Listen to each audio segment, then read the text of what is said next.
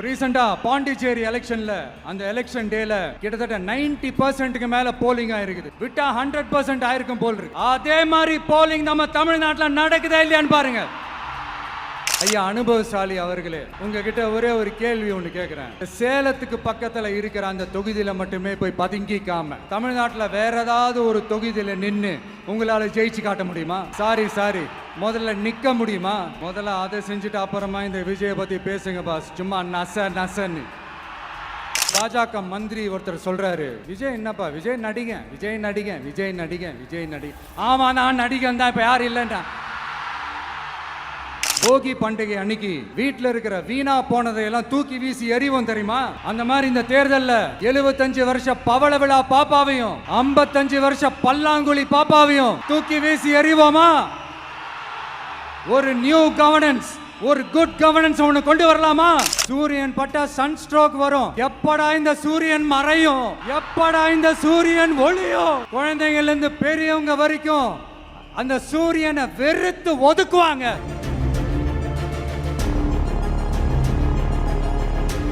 என் நெஞ்சில் குடியிருக்கும்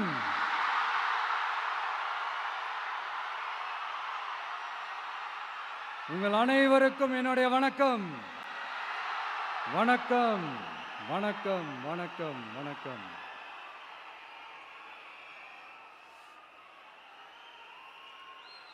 மிக மிக மிக முக்கியமான ஒரு நேரத்தில் நாம இருக்கிறோம்.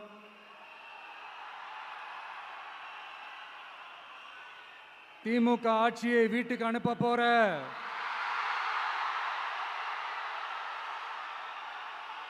அந்த தேர்தலோட கடைசி பிரச்சாரம். ஸ்டாலின் சாரை வீட்டுக்கு அனுப்ப போற அந்த தேர்தலோட கடைசி பிரச்சாரம். இப்படிப்பட்ட ஒரு ஆட்சியை, அதாவது மக்களை சுத்தமா கண்டுக்காத இப்படிப்பட்ட ஒரு ஆட்சியை, இப்படிப்பட்ட ஒரு தலைவரை வீட்டுக்கு அனுப்ப போற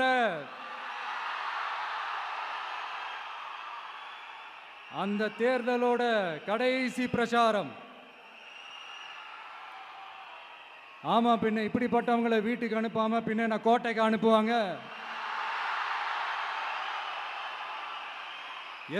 எத்தனை பொய்யான வாக்குறுதிகள், பொய்யா சொல்லி மக்களை ஏமாத்திக்கிட்டு அவரோட லைஃபை மட்டும் நல்லா உயர்த்திக்கிட்டாரு. ஆனால் மக்களோட லைஃபை அவர் எப்படி உயர்த்தினார் தெரியுமா? வீட்டு வரியை உயர்த்திட்டாரு, தண்ணி வரியை உயர்த்திட்டாரு, தொழில் வரியை உயர்த்திட்டாரு, விலைவாசியை உயர்த்திட்டாரு, குப்பைக்கு கூட வரி போட்டாரு. இப்படி மக்களோட கஷ்டங்களை மட்டுமே அவர் உயர்த்தி வச்சிருக்கிறார். இன்னும் ஒரு படி மேலே போய், இன்னும் பல படி மேலே போய் தமிழ்நாட்டில் இதுவரைக்கும் எந்த கவர்மெண்ட்டுமே வாங்காத அளவுக்கு கடன், அவ்வளவு கடனை வாங்கி வச்சுக்கிட்டு அந்த கடன் சுமையும் உயர்த்தி வச்சிருக்கிறார். எவ்வளோ? 5-6 லட்சம் கோடி. இத்தனை லட்சம் கோடியை வாங்கிக்கிட்டு எத்தனை பிரச்சனைகளை சால்வ் பண்ணியிருக்கலாம். அட்லீஸ்ட் நம்ம இளைஞர்களோட அந்த கல்வி கடன் அதை ரத்து செஞ்சிருக்கலாம். சரி, இப்போ நம்ம விக்கிரவாண்டி மாநாட்டுக்கு போவோம். அந்த மாநாட்டில் நான் என்ன சொன்னேன்? நம்மளுடைய அரசியல் எதிரி யாரு? திமுக. நம்மளுடைய கொள்கை எதிரி யாரு? பாஜக. அன்னையிலேருந்து இன்னை வரைக்கும் அந்த ஸ்டாண்டில் ஏதாவது மாறணுமா? இல்லையே. இந்து முஸ்லீம் கிறிஸ்தவர்கள் எல்லாம் அவங்கவுங்க வழிபாட்டு முறையிலையும் வாழ்க்கை முறையிலையும் மட்டும்தான். ஆனால் தமிழ்நாடுன்னு வந்துட்டா, ஒற்றுமையை காட்டணும்னு வந்துட்டா, நம்ம கிட்ட யாரும் வாலாட்டவே முடியாது, நம்மளோட நல்லிணக்கத்தை யாரும் நாசம் பண்ணவே முடியாது. சொன்னமா இல்லையா? அன்னிலிருந்து இன்னி வரைக்கும் அந்த ஸ்டாண்ட்ல ஏதாவது மாறணுமா? ஒரு இன்ச்சு கூட மாறலையே. மதச்சார்பற்ற சமூக நீதி கொள்கை தானே நம்மளுடைய கொள்கை. அதுலேருந்து மாறவே போறதில்லை. 100% நீங்க உங்க விஜயை இந்த விஷயத்துல நீங்க நம்பலாம். இந்து முஸ்லிம் கிறிஸ்தவர்களுக்கான ஆளா தான் இந்த விஜய் எப்பவுமே இருப்பான். எம் மதமும் நம் மதம் அப்படின்ற அந்த ஒரிஜினல் முகம் தான் இந்த விஜயினுடைய முகம். இன்னொன்னு என்ன சொன்னோம்? A lion is always a lion. சிங்கம் தனியா வந்தாலும் தண்ணி காட்டிடும். இது வந்து சும்மா மொரட்டு கான்ஃபரன்ஸ்லாம் சொல்லல. உலகம் பூரா கடவுள் நமக்கு கொடுத்திருக்கிற கோடிக்கணக்கான நம்மளுடைய வகையறாக்கள் நம்மளோட இருக்கிற அந்த கான்ஃபரன்ஸ்ல நான் சொன்னேன்.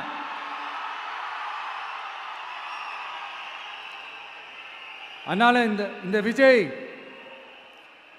ஒன்னு சொன்னானா அதுல இருந்து மாறவே மாட்டான். சும்மா இந்த ஸ்டாலின் சார் மாதிரி எல்லாம் கிடையாது.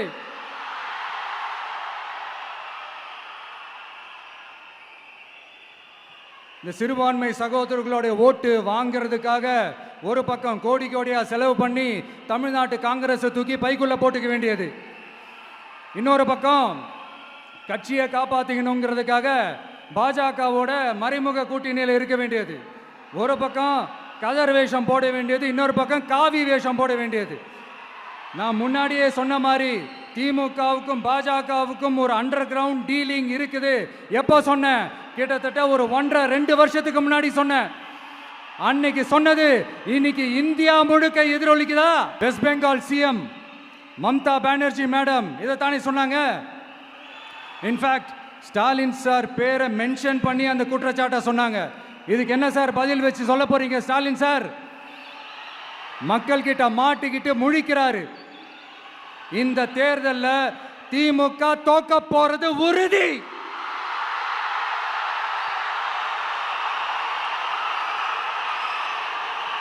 தோத்துட்டு அந்த ஆஃப்டர் எலெக்ஷன்ஸ் அந்த எஃபெக்ட் என்னவா இருக்கும்னு இப்பவே சொல்றேன்.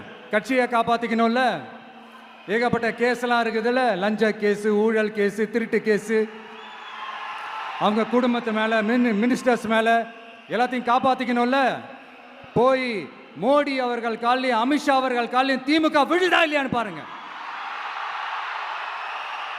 அன்னைக்கு தெரியும் மக்களே, சிறுபான்மை சகோதரர்களே, அன்னைக்கு தெரியும் இந்த திமுகவோட மொத்த சாயமும் வெளுக்க போகுது. அது மட்டுமா, பாஜகவோட முதல் அடிமை யாருன்னு போட்டி வேற. நீயா நானா, நானா நீயா, யாருக்கு யாருக்கும், இந்த திமுகவுக்கும் மற்றும் பலருக்கும். அதனால சிறுபான்மை சகோதரர்களோட இந்த விஜய் கூடவே நிப்பான் நிப்பான் நிப்பான். அதுல எந்த மாற்று கருத்துமே கிடையாது.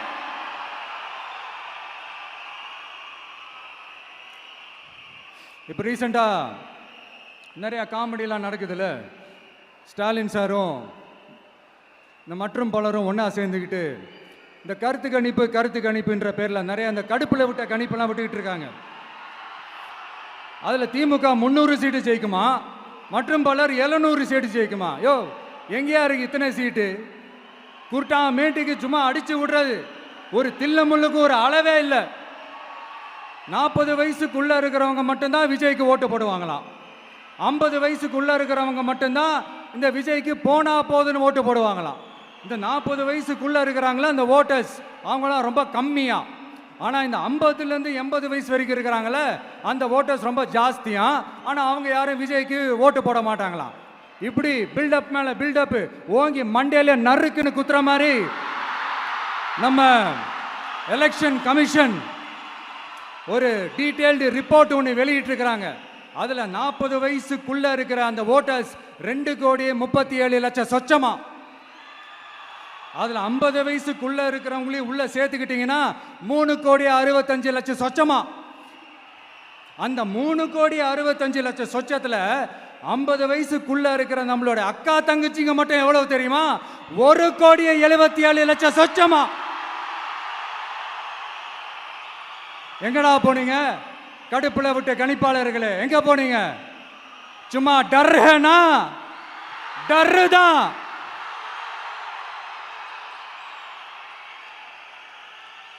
இந்த கடுப்புல விட்ட கணிப்பாளர்களுக்கு ஒரே ஒரு கேள்வி. இந்த 60 வயசு மேல இருக்கிறவங்க, இந்த 70-80 வயசுல இருக்கிற என்னுடைய அம்மா, பாட்டி, அப்பா, தாத்தா, இவங்க எல்லாரும் நம்ம வீட்டு புள்ள விஜய், நம்ம வீட்டு புள்ள விஜி அப்படின்னு சொல்றதெல்லாம் உங்க காதுல விழலையோ? இந்த உண்மையெல்லாம் வெளியில சொல்லிராதுன்ட்டு 2 பேரும் நல்லா கவனிச்சு அமிச்சாங்களோ?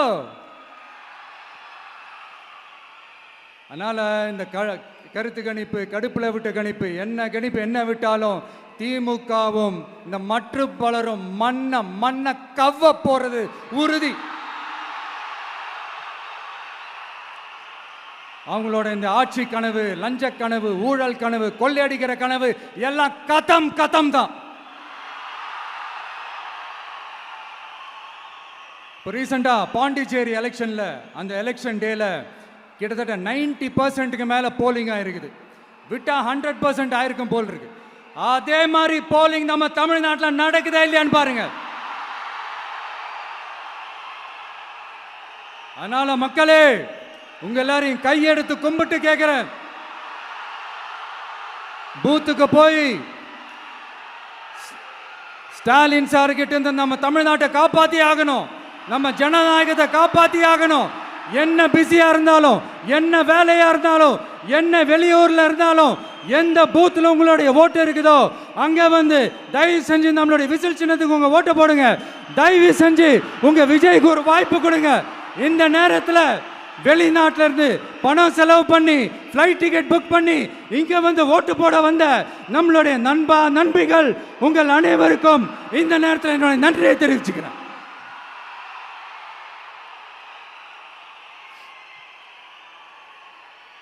அடுத்து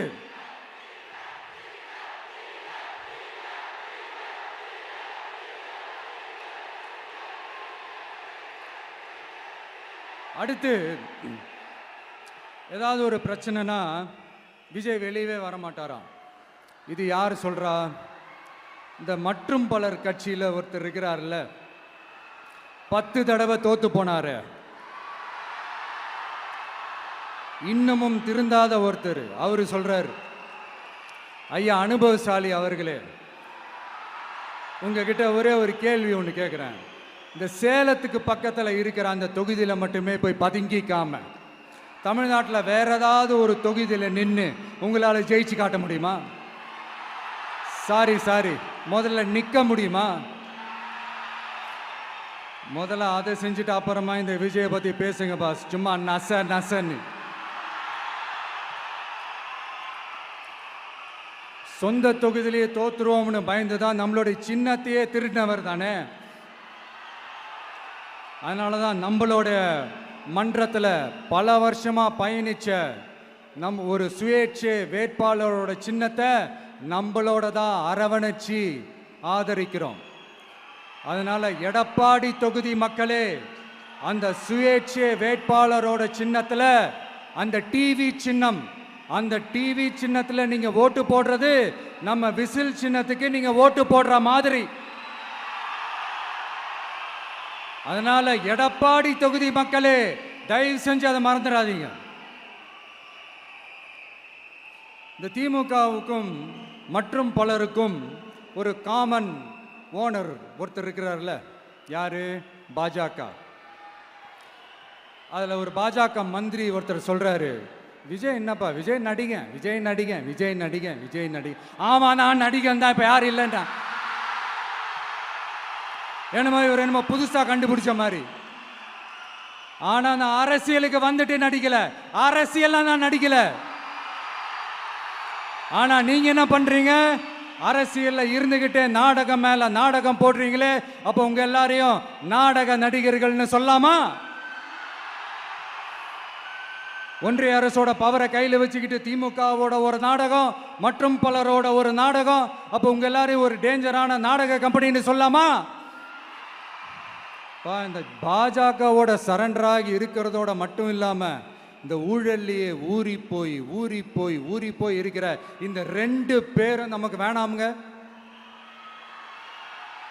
புதுசா ஃப்ரெஷ்ஷா ஒரு நல்லாட்சி கொடுக்கக்கூடிய, ஒரு மாற்றத்தை கொடுக்கக்கூடிய நம்மளுடைய டிவிக்கேவை நாம எல்லாருமா சேர்ந்து கொண்டு வருவோம், நாம எல்லாருமா சேர்ந்து கொண்டாடுவோம். இது ஒரு மாற்றத்திற்கான ஒரு தேர்தல்.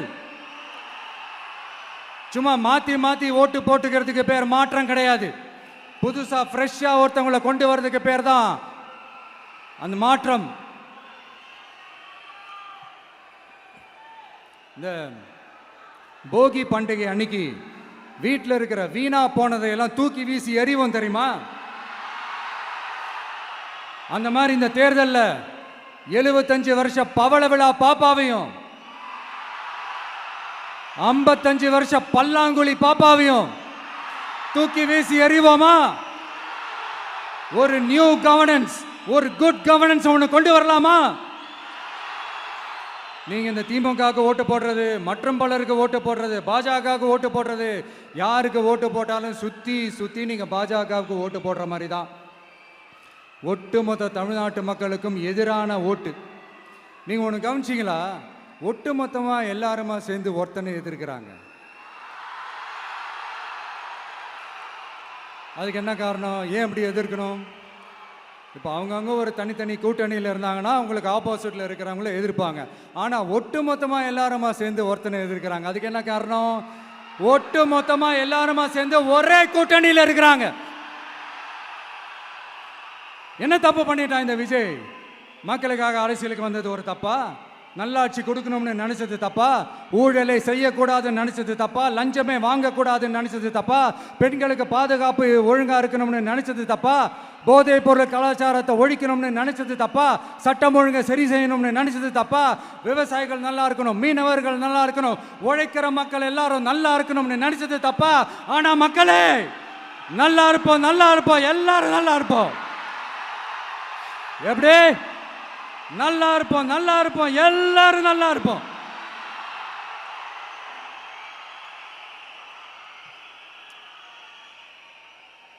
இந்த நேரத்தில் ஒவ்வொரு வீட்டில் இருக்கிற என்னுடைய குட்டி நண்பா நண்பீஸுக்கு ஒரு ரிக்வெஸ்ட். உங்களுக்கு ஏதாவது ஒரு சாக்லேட்டோ இல்லை ஏதாவது ஒரு கிண்டர் ஜாய் வேணும் அப்படின்னா அழுது அடம் பிடிச்சி சக்ஸஸ் பண்ணிடுறீங்கல்ல, அந்த மாதிரி உங்களுக்கு ஏதாவது ஒரு ட்ரெஸ் வேணும்னா அழுது அடம் பிடிச்சி சக்ஸஸ் பண்ணிடுறீங்களே, அந்த மாதிரி உங்களுக்கு பிடிச்ச இந்த விஜய் மாமாவுக்காக,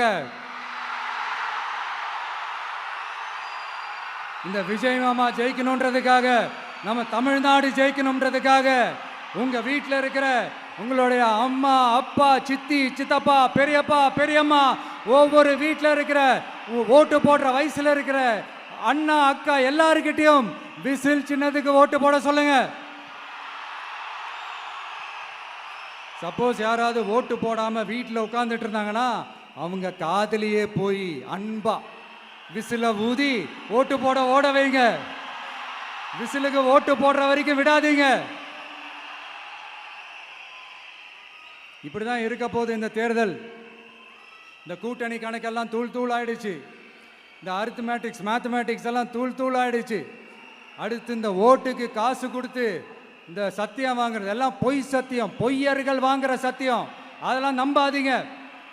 அடுத்து இந்த பாஜக வந்துடும், இந்த பூச்சாண்டி வேலையெல்லாம் சுத்தமாக எடுபடாது. இந்த பாசிச சக்திகள்லாம் சுத்தமாக எடுபடாது. மக்கள் ஆல்ரெடி டிசைட் பண்ணிட்டாங்க. இந்த திமுகவும் வேணாம், மற்றும் பலரும் வேணாம், முக்கியமாக இந்த பாஜக வேணவே வேணாம், ஆல்ரெடி டிசைடட். அதனால இந்த சர்வே கிர்வே எதையும் நம்பாதீங்க. மலையாய் உயர்ந்து நிற்கிற நம்ம மக்கள் மிகப்பெரிய விசில் அலையா இருக்க போற இந்த எலெக்ஷன், வாகை சூடும் வரலாறு திரும்ப போற இந்த எலெக்ஷன்,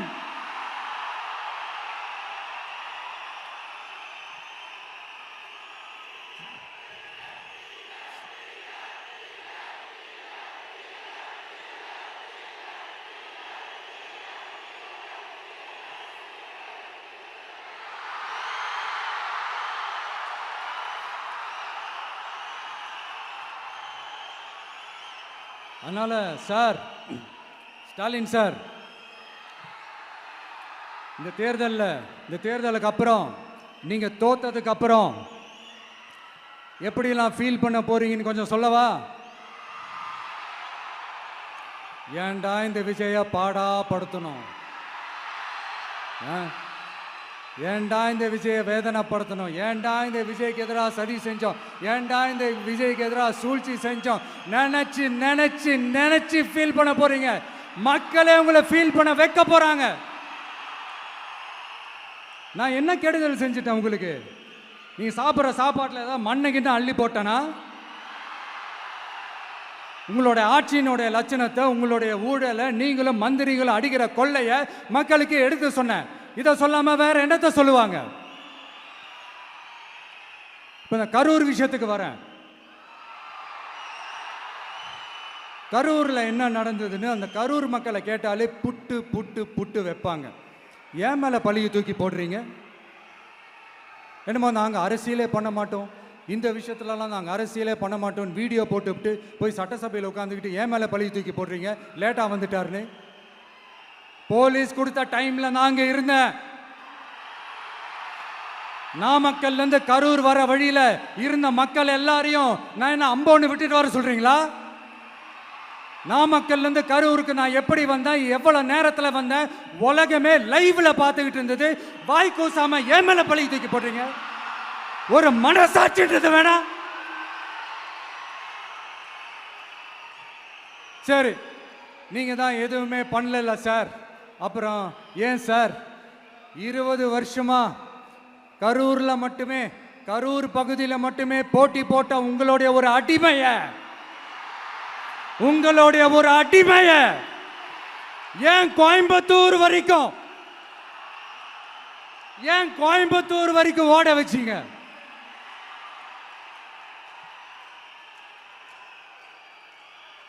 அதனால மக்களே, அத்தனை வழிகளையும் தாங்கிக்கிட்டு உங்களுக்காக நீதி கேட்க வந்த இந்த விஜய், இப்போ உங்களுக்கு நான் உங்ககிட்ட நீதி கேட்கிறேன். நீங்க தயவு செஞ்சு எனக்கு நீதி வழங்கணும். எப்படி வழங்கணும்?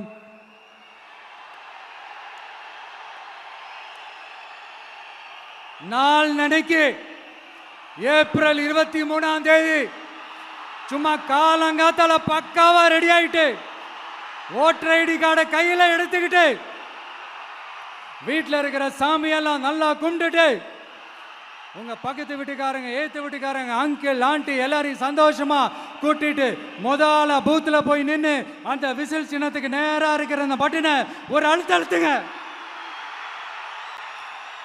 இது ஒரு தலைமுறைக்கான தேர்தல், இது உங்களுக்கான தேர்தல். அத்தனை வழிகளையும் தாங்கிக்கிட்டு உங்களுக்காக மட்டுமே வந்திருக்கிறேன். உங்களுக்காக நன்றி கடன் செலுத்துறதுக்காக மட்டுமே வந்திருக்கிறேன். ஒரு நாளும் பொய் சொல்லி உங்களை நான் ஏமாற்ற மாட்டேன். ஒரே ஒரு வாட்டி ஆசையா இருக்கு, ஒரே ஒரு வாட்டி ரிப்பீட் பண்ணிக்கிட்டுமா? கடைசியா இந்த 4 முனை போட்டி, 40 முனை போட்டின்னு எத்தனை முனை போட்டின்னு எத்தனை உருட்டினாலும் இங்க 2 முனை போட்டி தான். ஒன்று இன்னொன்னு எஸ், ஒன்னு டிவிகே, இன்னொன்னு டிஎம்கே. மக்கள் விரோத ஆட்சி நடத்துற ஸ்டாலின் சார் வேணுமா? மக்களை நேசிக்கிறவங்க விஜய் வேணுமா? அவ்வளவுதான் இந்த எலெக்ஷனு. அதனால உங்க பிள்ளைக்கு, உங்க மகனுக்கு, உங்க அண்ணனுக்கு, உங்க தம்பிக்கு, உங்க விஜய்க்கு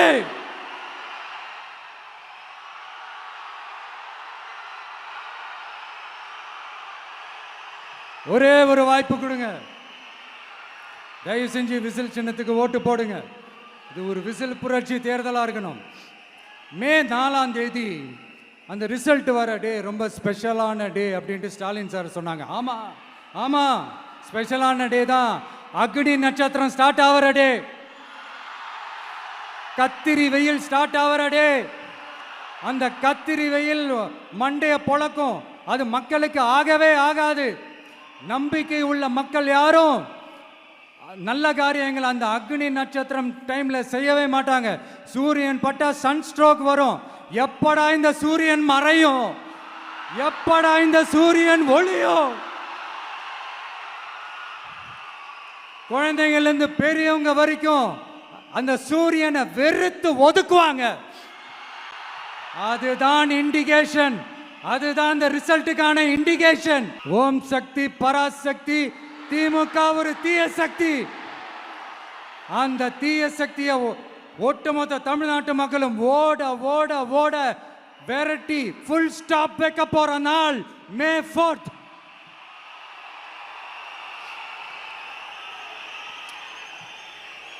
நம்ம ஆட்சிக்கு வந்த அடுத்த நிமிஷம் என்ன செய்ய போறேன்னு சொல்றேன்.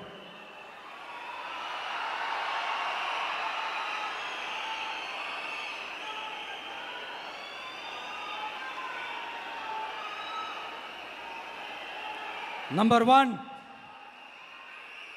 தமிழ்நாட்டில் இருக்கிற எல்லா குடும்பங்களுக்கும் உறுதுணையாக இருக்கத்தான் நாம் அரசியலுக்கே வந்தோம். அந்த எண்ணத்தோட வெளிப்பாடு தான் நம்மளோட ஒவ்வொரு குடும்பத்திற்குமான உத்தரவாதம். 200 யூனிட் கட்டணமில்லா மின்சாரம். நம்பர் 2, என்னோட பாட்டி, அம்மா, அக்கா, தங்கச்சிங்க எல்லாரும் தமிழ்நாட்டில் எல்லா இடத்துக்கும் அனைத்து அரசு பேருந்துகளிலும் கட்டணம் இல்லாமலே போகலாம். நம்பர் 3, சட்டம் ஒழுங்க சரியா ரொம்ப ஸ்ட்ரிக்டா நிலைநாட்டியே தீருவோம். அதோட வெளிப்பாடா பெண்கள் பாதுகாப்புக்கான மிக கடுமையான சிறப்பு சட்டம் கொண்டு வரப்படும். அது மட்டும் இல்ல, நம்ம இளைஞர்களோட பாதுகாப்புக்காக போதைப் பொருள் தடுப்பு மற்றும் ஒழிப்புக்கான சிறப்பு சட்டம் கொண்டு வரப்படும். And I will visit one district headquarters, that is the collector's office of Tamil Nadu, to meet the public of that particular district and receive their petitions. இதை நான் ரெகுலரா பண்ணுவேன். இதெல்லாம் செய்வோம். இதோட நாம சொன்னதெல்லாம் கொஞ்சம் கொஞ்சமா நம்ம ஆட்சிக்கு வந்ததுக்கு அப்புறம் செஞ்சு காட்டுவோம். சொல்லாததையும் செய்வோம், அது வேற விஷயம். ஆனா இப்போ நம்மளால செய்ய முடிஞ்சதை மட்டும் இப்போதைக்கு நான் சொல்லியிருக்கிறேன். மக்களே, நாளைக்கு ஏப்ரல் 23ஆம் தேதி அன்னைக்கு ஒரு நாள் மட்டும் இந்த விஜய் சொல்றத கேளுங்க. கேட்டுட்டு தயவு செஞ்சு விசில் சின்னத்துக்கு ஓட்டு போடுங்க. அடுத்து வர 5 வருஷம், அது என்ன 5 வருஷம், அடுத்து வர எல்லா வருஷமும் நீங்க சொல்றத நான் கேட்கிறேன். நீங்க சொல்றத இந்த விஜய் கேட்பான். கான்பிடென்டா இருங்க, நல்லதே நடக்கும். வெற்றி நிச்சயம், வெற்றி நிச்சயம், வெற்றி நிச்சயம். மீண்டும் சந்திக்கும் வரை நன்றி, வணக்கம்.